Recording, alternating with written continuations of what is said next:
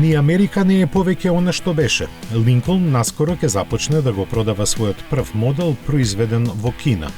Причината е многу логична, додека продажбата на домашниот пазар опаѓа, во Кина расте. Затоа и новата генерација на Наутилус ќе се произведува само таму.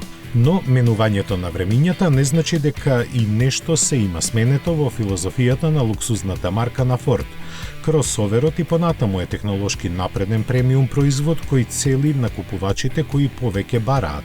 Затоа и повеќе нема заедничка платформа со Ford Fusion и Edge, туку онаа од Lincoln Z, кој се продава само во Кина. Таа се одликува со нова хибридна технологија која комбинира дволитерски турбобензинец со електричен агрегат. Располага со 310 конски сили и во досегашната гама ќе го замени нешто посилниот 6-цилиндричен мотор. Основната верзија располага со 250 конски сили и се нуди со 8 степен автоматски менувач и погон на сите 4 тркала. Дизајнерски Наутилус еволуираше и сега повеќе личи на поголемиот и попрестижен авиатор, што е истакнато со поголемата маска и целосно поинаквиот заден дел. Должината му е зголемена за некои 5 см, а интериерот исчистен од поевтината пластика која се среќаваше и кај неговите технолошки браќа од Форд.